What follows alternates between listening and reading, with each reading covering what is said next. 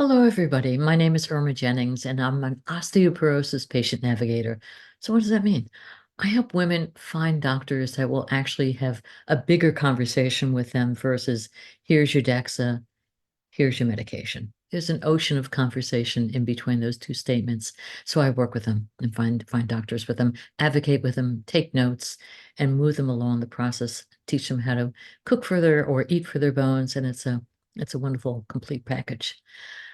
So I'm very interested to see what's out there. Now we know that we have the DEXA test, and we also have the trabecular bone score that was first introduced into the marketplace in 2008. It's taken time to get into many of the hospitals and radiology centers, but the trabecular bone score looks at the inner workings of the bone, of the spine. So it measures the bone quality. It's an important piece of data. The other instrument that has come along and has greatly impacted me was or is the REMS Echolight. And it impacted me because my bones kept getting stronger and stronger. I'm in my 70s and I have the bones, according to the DEXA, of a teenager, which I thought was great. But in fact, the Echolight revealed that I have osteoarthritis. So I was able to look through that and I see that I do have osteoporosis in L3 and 4, excuse me, L1 and 2. But it's a device, another data point that's helpful. The other thing that I heard about recently was in a doctors group run by Dr. Mike Lewicki, the Bone Echo Group, which is a wonderful group of 125 plus doctors that get together and talk about case studies and other ideas that are coming forward. I heard this presentation on the 3D printer, excuse me, 3D shaper, not printer, 3D shaper. And the 3D shaper, it was created in Barcelona, Spain. It's interesting what comes out of Europe because the REMS Echolight came out of Italy and the trabecular bone score came out of Switzerland. But anyway, this device, which is not readily available, this is cutting edge, so this is just something to be aware of, measures the quality of the trabecular and the cortical part of the bone of the hips. Very, very important, because we don't know if we're doing, for example, the medication that we're on, whether or not it's the right medication, especially if we have hip issue, or the exercise program that we're working is actually impacting the hip. Then I heard that Belinda Beck, Professor Belinda Beck, used the 3D shaper in her study on her exercise program, Lift More, that I understand evolved into Onero, which is a program, an exercise program that is now in the States, which is fabulous. A lot of my clients are using that. So I put it all together and I thought, I'm just going to see if these gentlemen would come and present. So that's what I did. I asked them to present, and that's what you'll be listening to. Uh, this is Sam Wilson from the 3D Shaper. And I will ask you this. If these educational webinars are beneficial to you, please do me a favor and subscribe to my YouTube channel, like the video, share the video, and make a comment. All those steps that you take on your part will help this video get out to more and more people. And that's what it's all about. So thank you so much for joining us, and I really hope you enjoy the presentation. So Sam, let me bring you forward. Yeah, thank you very much. Thanks for the introduction. So Sam, So, Sam, tell us about you and Octavio and a little bit about that before you start with the slideshow, if you don't mind. yeah, of course. So, both myself and Octavio, we work in Barcelona. We work for a company called 3D Shaper Medical. And 3D Shaper Medical, I'll introduce it a bit later, but is very much centered around musculoskeletal diseases and medical imaging that can help improve the field of musculoskeletal diseases. We've developed a product specifically in the field of bone densitometry to try and do exactly what you've just introduced, improve the way we can monitor treatments, select treatments better, and hopefully in the future look at the way we can prevent fractures. Ultimately, that's the goal, that's the objective here. So my personal background, I'm from the UK. I was a physiotherapist for about 6 years in the UK before I moved to Barcelona. And then I got into medical imaging and selling medical imaging devices and progressively moved on from there. And that's when I found 3D Shaper. I really loved what these guys are doing and joined the team. So now I'm the Chief Commercial Officer at 3D Shaper, and I'll be doing the presentation and explaining a little bit about what we do. All right. And then I have Octavio here. I'll let him introduce himself. Thank you. As the same, I'm working with Sam in the commercial area. of where you are. But yeah, I came to study and now live here in Spain. And the same. I got really interested. I think everyone has someone in their family that suffers from osteoporosis or has delicate issues with the bones, which was my mom's case. So I got interested naturally in what the company is doing and how it's helping people with diagnosis and monitor, which is what Sam is gonna speak about in the next moment. So yeah, nice to meet you all, and thank you for your. Okay. What I'd like to set up is that we're going to be, Sam is going to make a presentation with a slideshow, and the questions will be asked in the chat. Vicky's going to monitor the questions. Okay, Sam, you have it. You have the floor. Perfect. Thank you very much. Let me just share my screen then. So before I start, I'm going to apologize again for those that were a bit later. I do have a cold today, so I'm a bit stuffy. And it is midnight as well, so if my brain is not fully operational, that these are two good excuses, okay? But the idea today is to just introduce this new technology, and I put together some slides to hopefully explain a little bit about what we do and the new technology we've been introducing to the field of bone densitometry. So I'm just going to share the full screen. Can I just confirm that you guys can see if I move on to the next slide? So you should be able to see Barcelona now, or Yes. an image of Barcelona? Yes, perfect. Okay, we're good. So, as I mentioned a little bit before we started, 3D Shaper is the name of the product, and the company itself is called 3D Shaper Medical. And we're a company based in Europe. We're based in Barcelona. Me and my team are all based out here, and we focus specifically on the field of musculoskeletal diseases and medical imaging, advancing the field of medical imaging within this world. Okay, so 3D Shaper is something that we developed as, let's call it our flagship product. And 3D Shaper is focused on bone densitometry.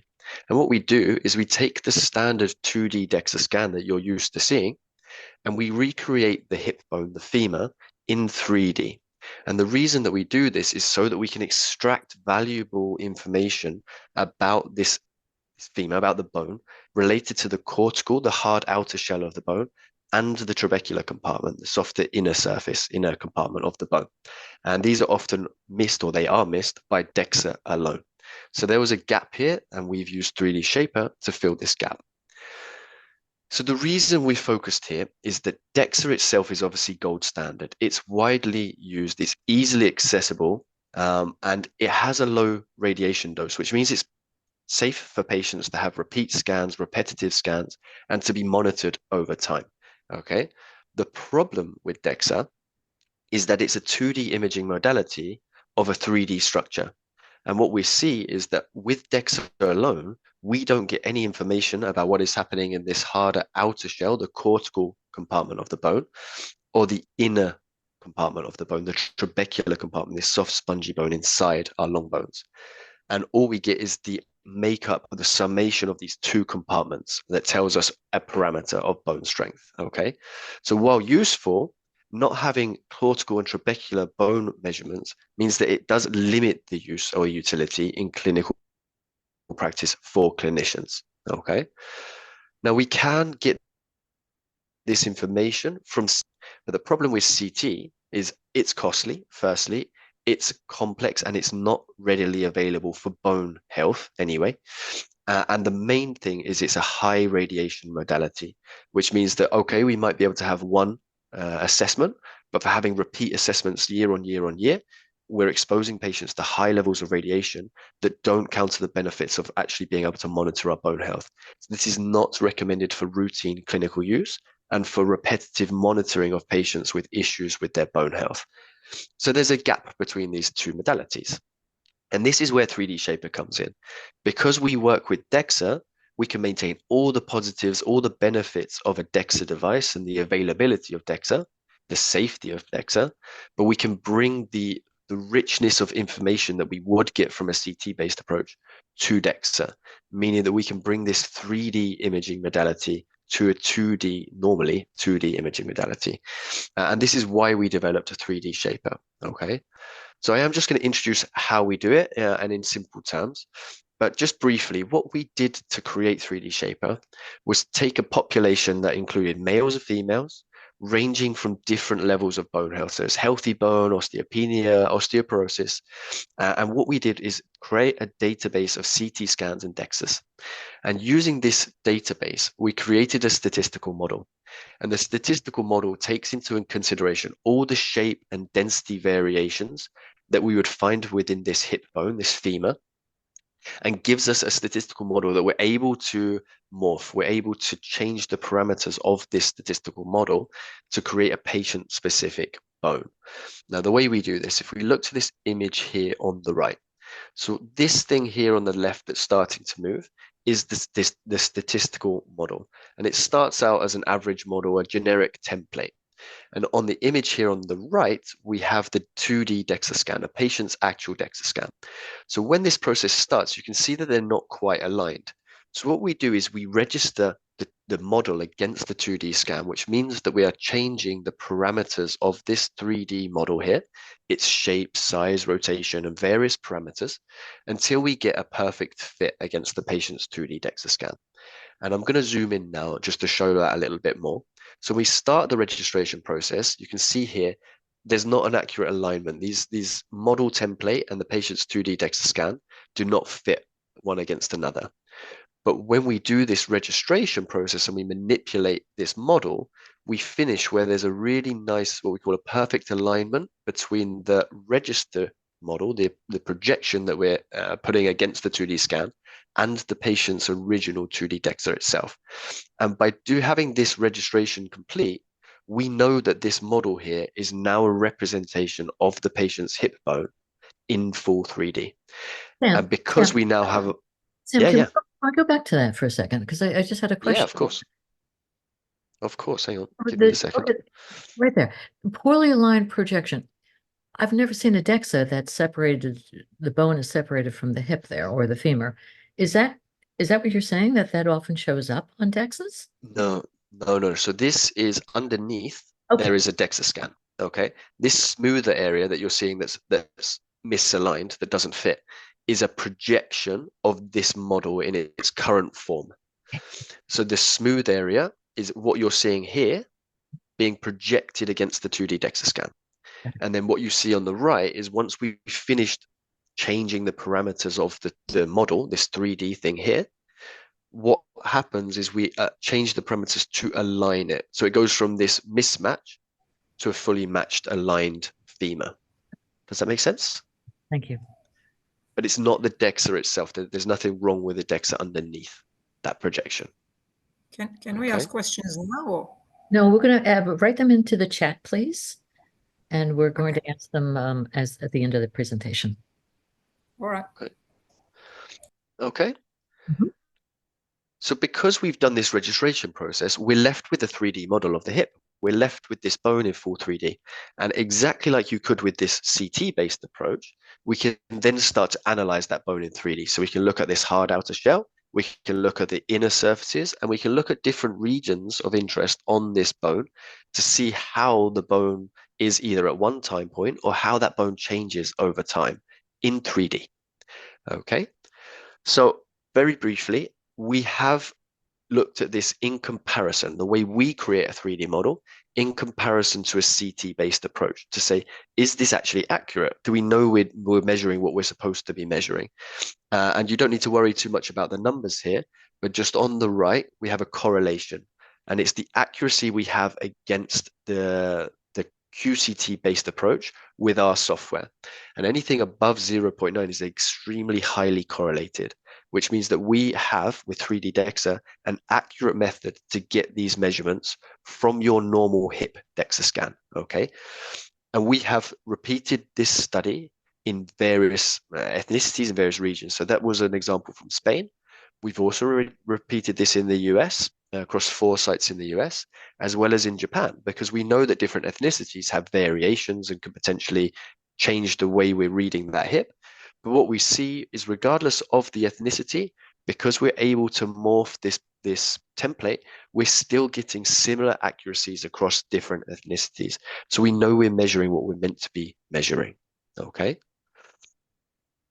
So this development led to the commercialization of various products, one of which is a research tool, And this tool is something that is available everywhere in the world because it doesn't need FDA clearance. It doesn't need regulatory approval.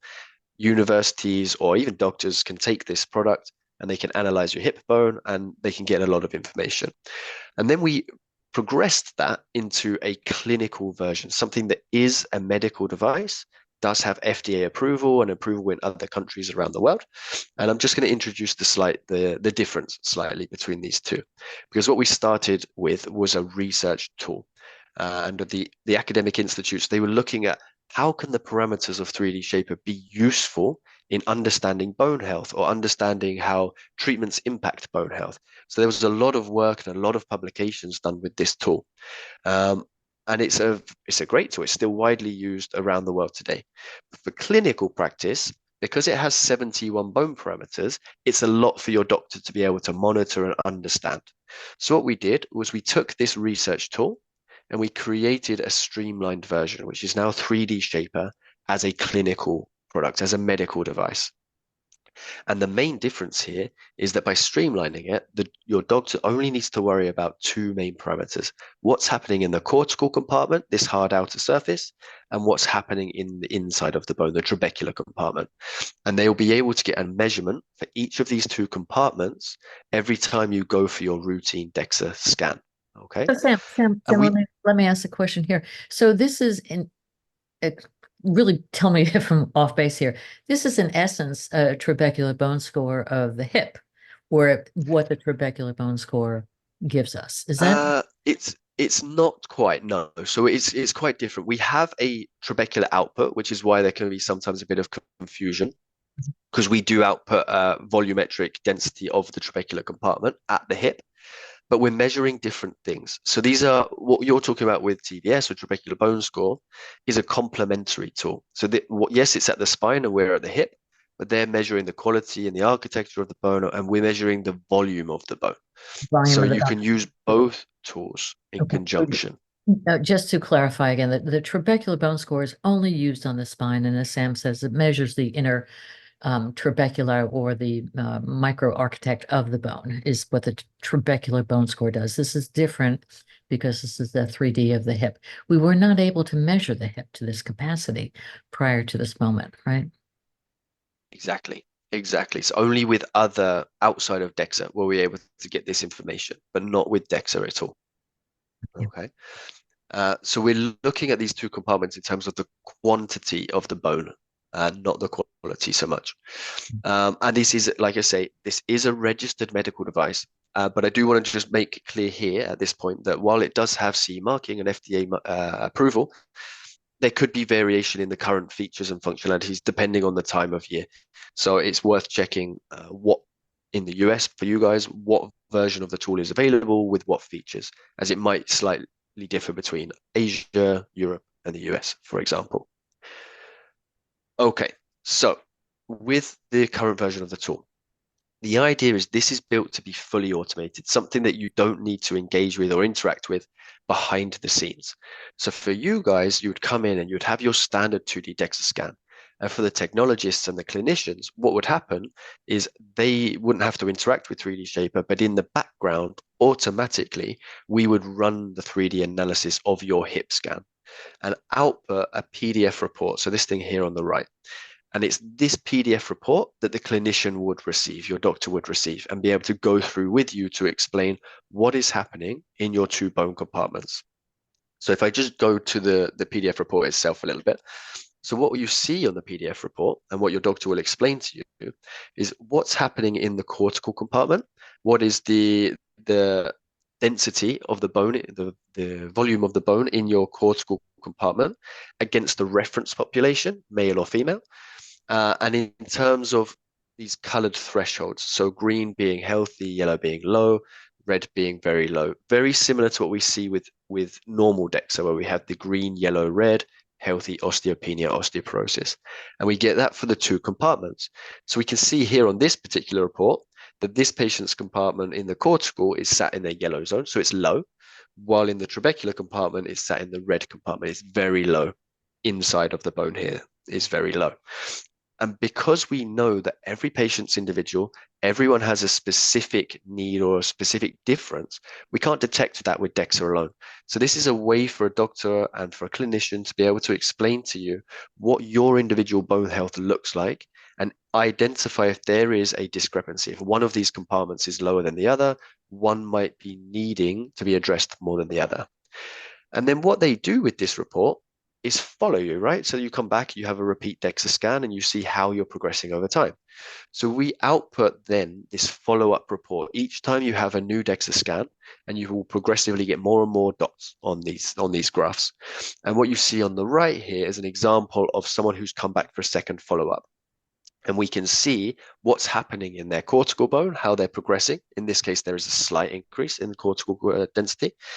And what's happening in the trabecular compartment. And we see that there's a slight decrease in the trabecular compartment.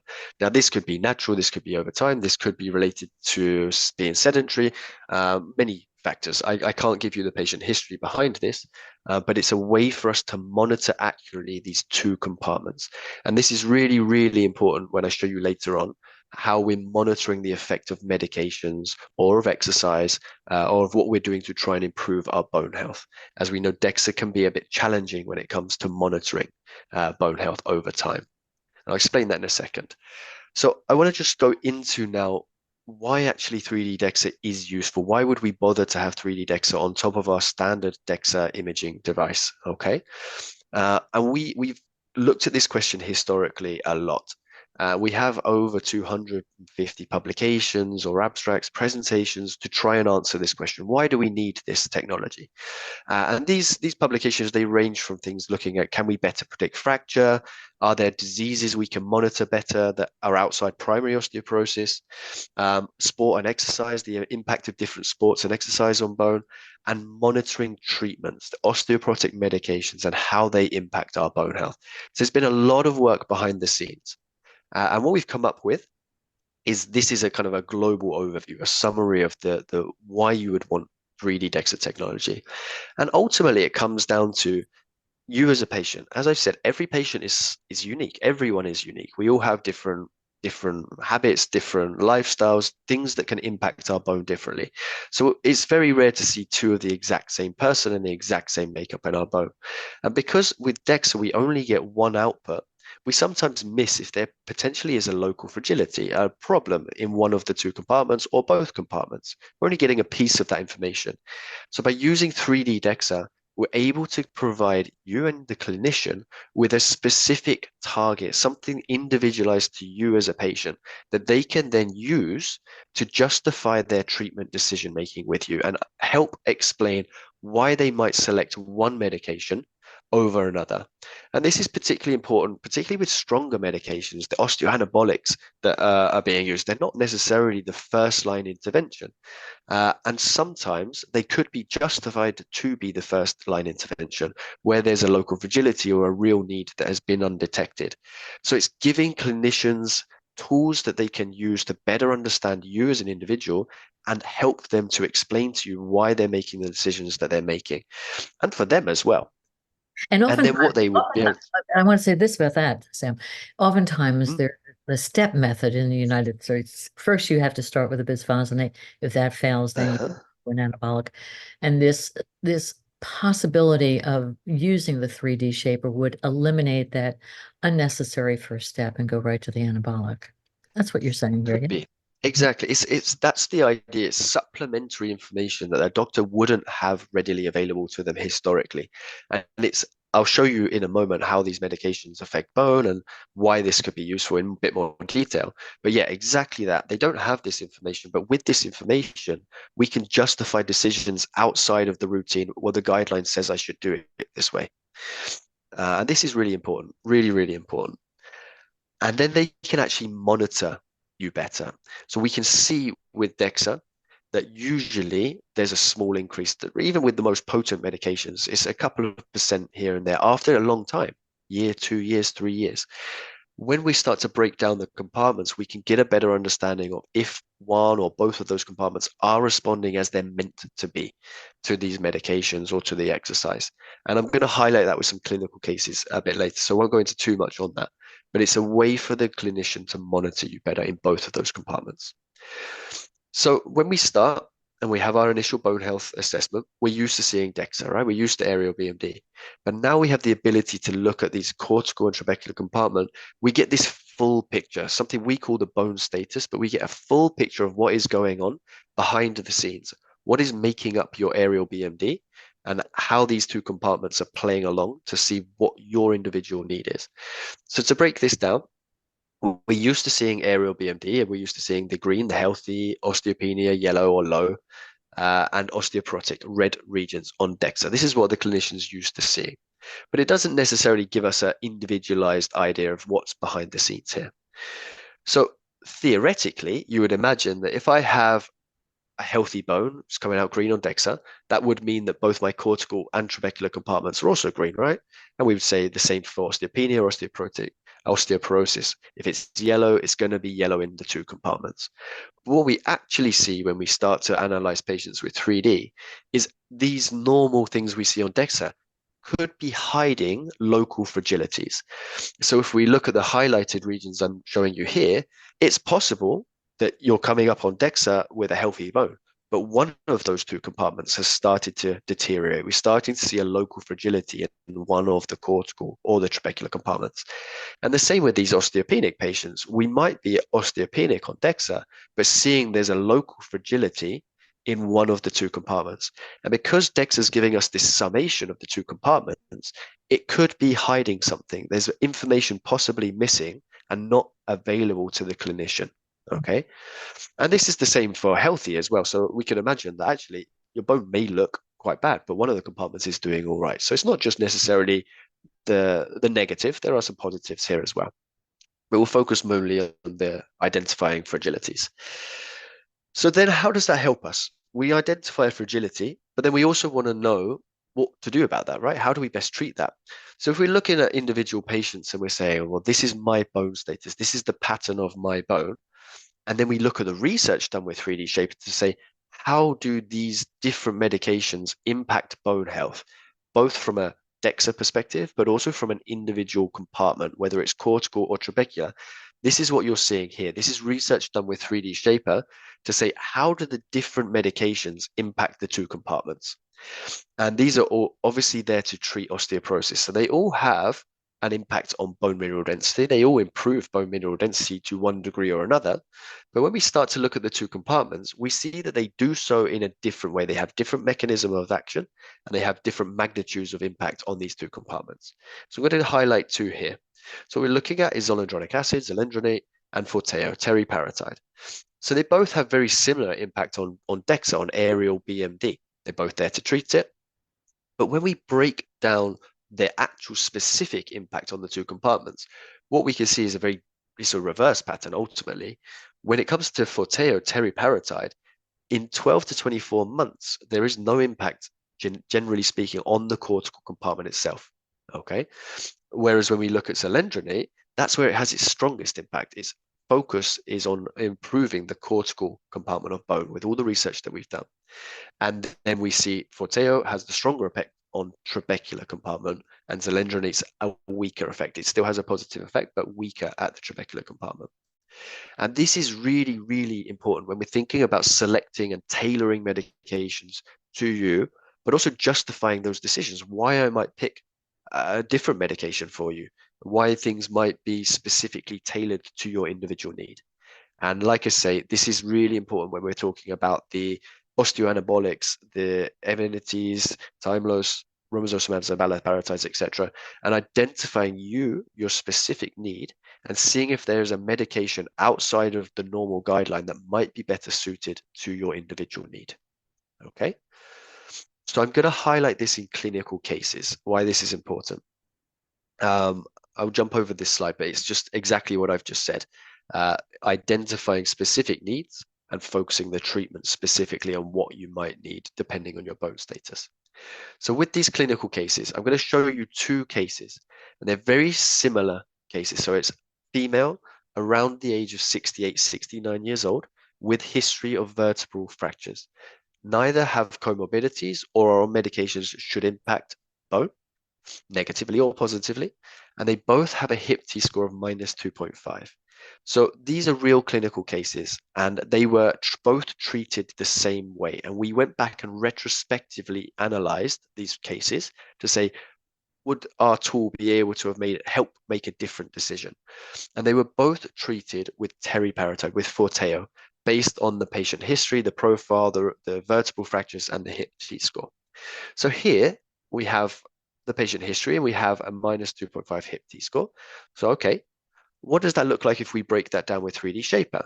And what we see is that this specific patient had a low cortical compartment, is sat here in yellow, but a very low trabecular compartment. So their makeup, their bone status is that the cortical compartment needs attention, but isn't so alarming, isn't something that needs as much attention as the trabecular compartment. That's where we really want to be bringing the red region back up into the yellow and hopefully eventually green areas of bone.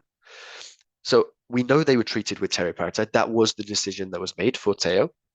And we can match that decision to the patient's bone health. We know Forteo is not going to impact cortical health. We're not so worried about the cortical compartment, and we want to impact the trabecular. Well, it has a strong impact on trabecular. So this is a really nice way to justify, well, this was a good decision. This decision worked out, and this decision would be easily justifiable for the clinician to say, this is why I want you taking this medication. Now, this is very interesting when we look at patient 2. So like I say, very, very similar profile, not much in age difference, not much in BMI difference, and everything else is the same. So if we purely went on experience and guidelines, we could look at this second patient and we could say, well, it's almost identical. I'm going to treat them the exact same way. I'm going to go for Forteo, for teriparatide. However, when we then look and break this down into what's happening at cortical and trabecular level, what we see here with this patient was that both of their compartments are very low. Both of those compartments would need attention and treatment that would bring them from the red region up into the yellow and eventually green areas to improve bone health. Now, when we look at the effect of teriparatide, the treatment that was given, well, we say actually in 18 months or between 12 and 24 months, we're not going to have any impact on the cortical compartment. This could be justification for why I might select a different medication. Now, we can't say yes or no. This is a supplementary tool. This isn't a tool to say you should pick X, Y, and Z for your doctor. There are many factors that go into why you might select a certain medication. And maybe teriparatide was the right choice for this patient. But we're just saying this is supplementary information that is missed by DEXA that could change potentially 12 to 24 months of treatment decision-making for you and have a better impact potentially, okay? So we've selected a treatment and we now want to monitor that treatment over time. So the second part of this is going back to the first patient that I showed you. Now, this first patient was obviously a real patient and was treated for 18 months with Forteo. So on the repeat DEXA scan, we saw that they had improved 1.6% on aerial bone mineral density. So they had an improvement. But because we know DEXA has a flaw in that when we're doing serial DEXA, we're monitoring patients, things can impact bone density. It could be positioning, it could be changes in body composition. There's various factors that can impact bone mineral density. This change that we're seeing was not above the least significant change for that DEXA device, which essentially means the magnitude of that change was not high enough to be classed as significant, which means that the doctor is left unsure if the patient has responded truly 1.6% to that medication, or if this comes down to something related to the DEXA device and the acquisition of the DEXA itself. Okay. So when we take this 18-month scan and we then say, well, what happens if we look at 3D Shaper with this? This is what happens, okay? So this patient was treated with teriparatide. We would expect no change in the cortical compartment. And that's exactly what we see. We don't see any change in that cortical compartment at all. But what we should see with teriparatide is that there's a strong change in the trabecular compartment.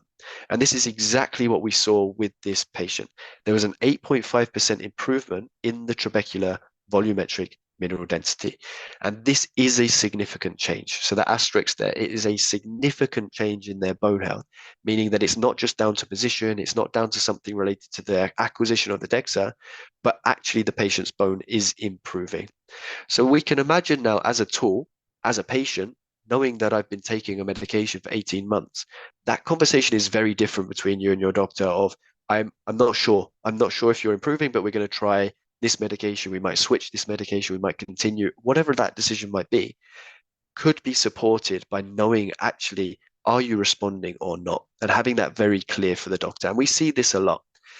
So it's a very powerful tool when it comes to monitoring patients above and beyond that of DEXA itself. Okay. So outside of treatment, outside of primary osteoporosis, we have to also factor in all the other diseases, all the other medications that can have a negative impact on bone. And there are many. So this is just an example of some of the research done with different disease areas, different medications to say, how do these diseases, how do these medications impact bone health in reality? What are their negative impacts? And these are complex patients. These are complex pathologies, things like chronic kidney disease, where decisions are made to treat bone and put a patient, for example, on a bisphosphonate, we could negatively impact the renal function, the kidney. So we want to make sure we really understand our patient's bone health before we make a decision on, oh, is my patient at a fracture risk enough to negate the fact that I might make their renal function worse, or do I want to be less concerned and focus more on the kidney and wait a little bit? So that's just an example of these sorts of questions that can be helped and supported by really understanding how these diseases and medications impact bone, but also what is happening at your patient on an individual level in their bone health to say, should I treat, should I not treat, what do I treat with, what might be the best medication for my patient?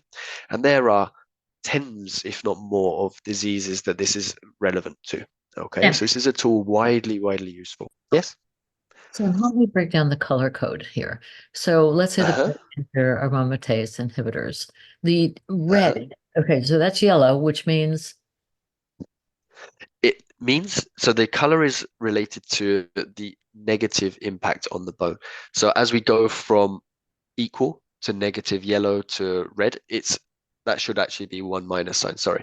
But it should be that we're increasing the negative impact on bone. So for breast cancer and aromatase inhibitors, they have a very strong negative impact on the cortical compartment specifically. They have a negative impact on the trabecular compartment, but not to the same extent. And then we look at a CKD or hyperparathyroidism, very common diseases. They don't really impact the trabecular compartment in the same way that the cortical compartment is impacted. Now, if we think DEXA as a tool for monitoring bone health, it doesn't show us what's happening in these two compartments. It shows us an average, a summation. So by breaking these down and seeing what is happening in the compartments, the only way to do that at the moment is either with CT or through DEXA, 3D Shaper, 3D DEXA technology. got it. Thank you, Sam. Okay. Mhm. And then I'm lastly just going to finish on sport and the area of sport. Because we're not all on medication, right? Some of us, we just want to know how to best improve our bone health. So here's a nice example of the different types of sport and how they can impact bone, specifically bone. So here was a study performed in Spain with the national team for swimming and the football team, women's football team for Barcelona, against sedentary controls as well. So what we're really breaking this down into, is there a difference between the type of sport that we pick, i.e. high impact soccer, football, versus low impact sport like swimming or cycling? And what we see here is that the high impact sports demonstrate changes in all strength indices for the bone. So BMD, DEXA, base BMD, but also cortical and trabecular bone are all improved with this higher impact exercise. And when we compare that to the swimming group, the swimmers versus controls, we see that there isn't really a difference between their bone indices, the change in DEXA, the change in 3D Shaper. Now, we did see some local changes, but they're not really significant changes to report on. But this is just group averages that you're seeing here. So what we're saying is, well, if we're really focused on just the bone and nothing else, maybe we want to be thinking about the type of exercise that we're doing. And this was backed up again by the LIFT-MORE and LIFT-MORE-M studies to Belinda Beck's group. And these are two publications that we have examples of that have used 3D DEXA technology. And what we're seeing here is we're looking at the effect ultimately. What we're breaking it down again is high impact and resistance training versus controls, or with the Lift More M, the controls and machine-based isometric exercise, to see if there's a difference between the types of exercise that we're doing. And what we're seeing again here, and this is males or females, what we're seeing again here is that higher impact exercise with resistance or higher impact exercise in general is going to have a better chance of improving strength at the lower limb, the tibia, the femur, and the knee and the hip, than other exercises. So whether that's machine-based or low intensity, low impact exercises. So we're getting a wealth of information now that if we want to focus on bone and bone health, we want to be thinking about trying to introduce a specific training program that has some level of impact. The higher the impact we can tolerate, the more likely we are to have a positive impact on bone. But I do want to stress here, all exercise is good exercise. And my physio pass will tell you, even swimming, low impact exercise, is going to have an impact on your muscle strength, your balance, coordination, these sorts of things. So it's not to say don't do the other ones, but if you just want to focus on bone and what would best treat osteoporosis and bone health specifically, then it looks like high impact exercise is a good way to go. And there's some examples with this. Sam, so high impact, high intensity, are we talking about, how are you describing that? So it depends on the study that we're talking about. So any impact is impact, right? So it could be walking, for you might be higher impact than sitting in a chair. So it's impactful. Then we introduce these sorts of studies, which are very supervised controlled studies, where the higher intensity is more along the lines of little jumps. For example, things where we leave the ground and we have a slightly harder impact on our bone. But it depends on your ability, your fitness levels, your function, is that what you would consider high impact. But for Lift More and Lift More, it's a specific exercise program that they designed and they tailored. And I can share that with you after, because I don't know exactly what the exercises were off the top of my head, but I can share that with you. Right. And this is one of the reasons why this whole experience is happening right now from Belinda Beck's study. Belinda Beck is a professor down in Australia, and she created a Lift More that, what I understand what comes out of Lift More, and I could have this a little wrong, is the Onero program that's now in the US, which is a lifting, weight-bearing lifting program that's monitored. And that had shown success using the 3D shaper.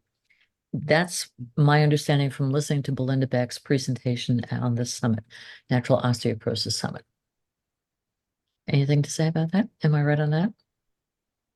The specific studies and the specifics themselves, I would have to check exactly what they included. But yes, the one with particularly Lift More was high impact and resistance. High impact and resistance. So that would be an element of weight training, an element of bringing in more than body weight to it, plus impact. It could be some jumps or something like that.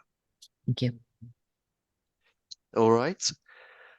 At that point, I think I'm going to wrap up. I've been talking for way too long, and I'd like to come back to you guys and ask if you have any questions, if you'd like me to discuss this in greater detail. So I'll bring it back to the floor. Stop sharing. Were there any questions from the group? So Vicky, do you want to take charge with the questions, or? Sure, I can let you know. So you may have answered some of this already, but I'll go through them here. So how is this different from a TBS? Yeah, so this is, we would class them as complementary tools. They measure different things. So it's really important to remember that not just one is for the spine, TBS is at the spine, one is at the hip, but for 3D Shaper, we're measuring the quantity of the bone, the volume of the bone in the two compartments, not just the trabecular compartment. We're looking at the cortical and trabecular bone compartments and the quantity of bone. We're not really assessing the quality or the microarchitecture of the bone. So the TBS at the spine would be doing exactly that. So you could use them in conjunction because they output very different parameters that could be both useful to understand what's happening for my bone health. Okay, this sort of goes along with asking about the TBS. If the trabecular bone becomes more dense, is that not what can be more brittle bone? If the trabecular bone becomes more dense? More dense. They wanted to know if that means that the bone becomes more brittle. I would think not. No, we want to improve density within both compartments. The more density we have is directly correlated to the strength of the bone. Same with aerial BMD, but we're just breaking it into two compartments instead of a summation. Yeah. So a couple of people did ask the question, is this testing available in the United States? It is, but it's early days. So there are a number of sites in the US that are using this either as a research tool or as a clinical tool. But we've only really started to establish ourselves in the US in the last maybe 6 to 8 months. So it's still early days for us, but there are some sites and centers. But the plan is to grow. The plan is to do talks like today, continue to do webinars and education to increase the awareness of this technology in the USA. So the answer is yes, but in small numbers at the moment. So people want to know how they find out where they're done. Yeah, so this is it's a good question. At the moment, we're only really in some of the bigger teaching hospitals, some of the big sites and centers. So they're around the world. You can ask us directly if there's somewhere in your region that we could refer you to. That could be a good option. But there's only about 10 sites at the moment in the US. Now, I just want to say one thing about that. This is how the TBS started, the trabecular bone score. It started as a research tool.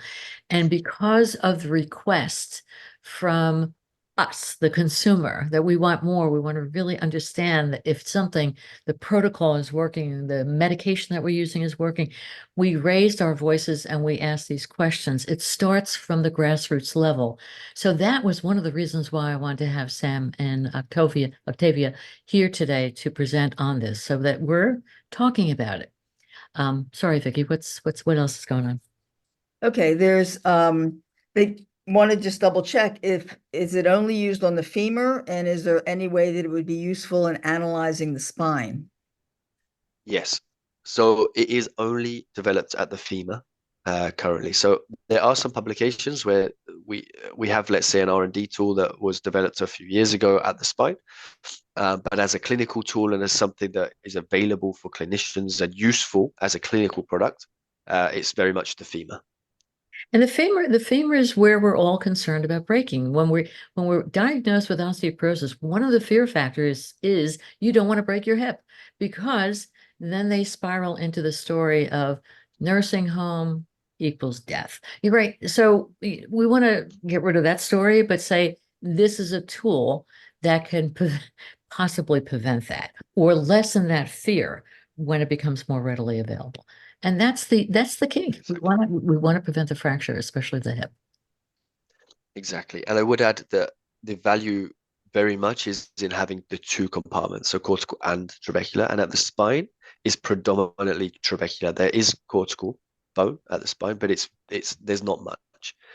So the value of having cortical is really by assessing the hip itself. These long bones. Someone just said, does a 3D shaper measure the femoral neck separately? It can do.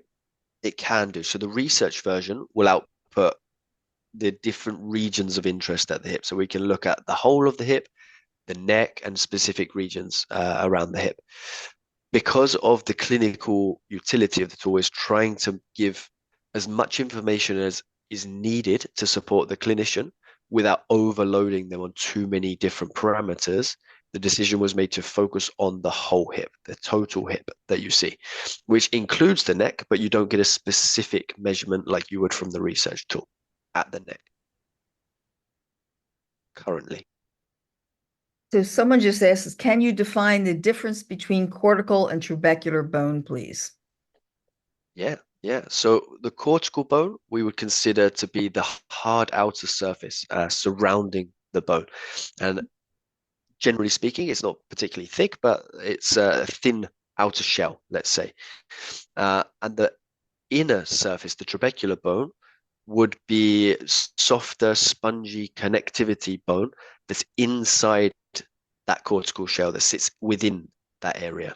And they have different properties. They have different abilities, whether it's from shock absorbing with the soft spongy to that impact resistance from the outer surface. But it's mainly we're talking about the hard outer surface and the softer inner surface. Both of them combine to create bone strength.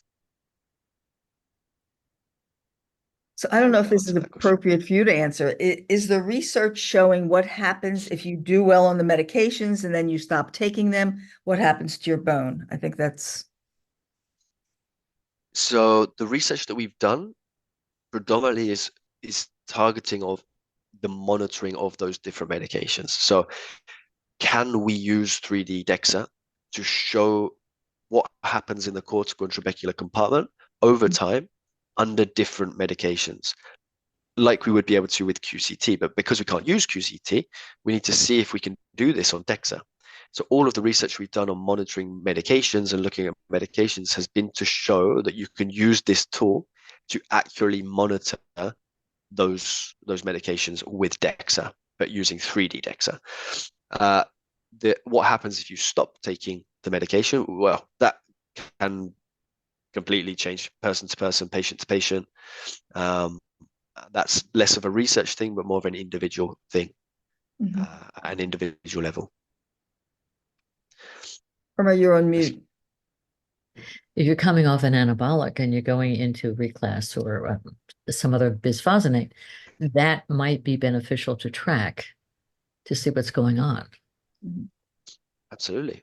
Absolutely. The complexity with osteoporotic medications is good because there's now new medications that are available with Evenity, Romosozumab, Abaloparatide. These are new medications, which is fantastic. But it also adds a level of complexity of at what point do I prescribe this? And if I prescribe this now, is it going to have a different effect if we then switch to a bisphosphonate later versus starting with a bisphosphonate and then going to an osteoanabolic? So these are all very interesting questions that are being answered at the moment at every medical conference that we go to. And these tools like 3D Shaper, can help us monitor patients at an individual level to see if these are improving as expected. Because if we're just going to wait 18 months, not know if that medication has had the benefit we should see or not, we have to then decide if we're going to switch that medication, if we're going to move to a bisphosphonate, if we're going to change that medication, if it's worked. And if we can't know that for sure from DEXA, then we're leaving a bit of a question to the clinician and to the patient of, what am I going to do next? And I want to go back to what Belinda Beck discovered, and this is right again out of from the summit, Natural Osteoporosis Summit, the transcript that I reread before our conversation today, is that what she was doing with her exercise program, with her intense exercise, focused exercise program, was that it wasn't being measured, it wasn't being picked up in the DEXA. It was picked up with a 3D Shaper. So the level of importance and sensitivity of success was justified with a 3D Shaper with her program. And that's why we're all here today. Yeah, and we see this under different medications. We see this at an individual level and a group level. Sometimes DEXA is sufficient and sometimes DEXA shows a response and other times it's not. So this is just an additional tool to help identify where things might not have been picked up on DEXA. Because we can break down those compartments, if you can imagine a 2D is averaging a summation of both of the compartments. If one is okay and the other is deteriorated, you're going to get a summation of the two. So maybe it doesn't look as bad. Whereas if we are breaking them down and individually assessing those two compartments, we can say, well, one is okay, but the other one is quite low. We would have missed that potentially. So it's important. So someone wanted to know how many people were in your studies and how many studies have you completed? Oh, that's a good question. There's been a lot of different studies, So some of the big pharma studies that we've had with Romosozumab, Evenity, and Abaloparatide, they include hundreds and hundreds of patients. We have publications available on our website. I'd be happy to share, but it can range. For some of these diseases, like rare bone diseases, sometimes it's only a handful of patients. It could be 10, 20, 30 patients. Whereas the big drug trials, the big pharma-backed studies, yeah, they can be thousands of patients. So it depends on the study. There's been a number. So I think physical publications that are peer-reviewed and available now is sitting somewhere between the 60, around the 60 peer-reviewed publication mark at the moment. Okay. Is the 3D shaper in Australia? It is. It's in a very similar situation, though, because every country needs regulatory approval for this to be used as a clinical tool. Australia has its own regulatory process, its own regulations. So there are what we call beta sites in Australia at the moment where they're testing the tool. They have the tool and they can use it with patients, but they do it from a testing perspective. So you'd be informed and you'd say, you know, I'm going to perform this 3D shaper, this 3D DEXA with you. Is that okay? This is the outputs, etc. It's not a routine thing that you would or wouldn't have to ask for. And that's purely on a regulatory, because we're a small company, we can't be in every single country at the same time. These processes are year-long processes or more, and they do require a lot of resources to be able to go to each country, I'm afraid. Okay. So Is there anything you see there, Irma? respond to Trish. Yes, I believe that that's correct. Belinda Beck, I believe Beck also said positive results were seen at the femoral neck. So she must have been using the research version. People like Belinda Beck are using predominantly the research version because they're doing publications and they want a lot of information. They want this sensitivity of what is happening at the different regions, at the different level, these 71 parameters to see if there's something that's significant, something that changes. On a clinical level, we don't need that much detail, but it would be most of the research, most of the publications you come across would have been using the 3D shaper research. So here's the problem with the TBS compared to the 3D shaper. We as the consumer cannot get answers to the questions of what facility is offering a TBS. We go to Medimaps, we're told that we look at Medimaps and we call the hospitals or the locations. They never heard of it, or they have it, but they don't know they have it. So the same issue, and I'm saying this to you, Sam, because maybe this is something that would be so beneficial, and perhaps it's down the road, to create some sort of a database that people can actually go to when it's appropriate to say, okay, this is where I'm going to go to get a fuller examination to really understand, do I need medication? What medication would be helping me, et cetera? Just what you're doing with the 3D shaper. Is that something that you can create? Could you do it tomorrow? It's something we don't need to create. There is actually something available. Now we're not part of that at the moment. But I can't speak too soon. But in the hopefully near future, there will be a partner, I'm hoping, that will be able to provide exactly that. And they are outside of the US, they are in Australia and other parts of the world as well, where you can say it's a DEXA provider service. You can look up where the DEXA provider is and what they provide itself. So at this point in time, no, you can't, but I'm hoping that in the future that is something that would be realistic and possible. Has to be. Yeah. Has to So be. one person asks, does insurance cover the cost of 3D shaper in any countries? No. In Europe, we don't need that. We don't need it. If it's either given as a clinical tool and it's part of the routine clinical practice, or if it's in a private center, it can either be charged as DEXA as one, or they'll do a separate individual charge privately. But it's not needed insurance. In the US, because it's too new, we're not reimbursed at the moment. We don't have reimbursement, so it won't come under insurance. Mm-hmm. So what I'd like to do is, now I know that this was a lot and some of the vocabulary is, what is he talking about? But this is how we learn, right? This is how we get our arms around these words and these concepts. Could you type in, please, one thing that you took away from this presentation from these gentlemen? It's almost 1 o'clock in the morning with them, by them. That would be helpful, I think, as we begin to wrap up our session. And as people are doing that, and it really would be most helpful. Sam, thank you so much. This was intense.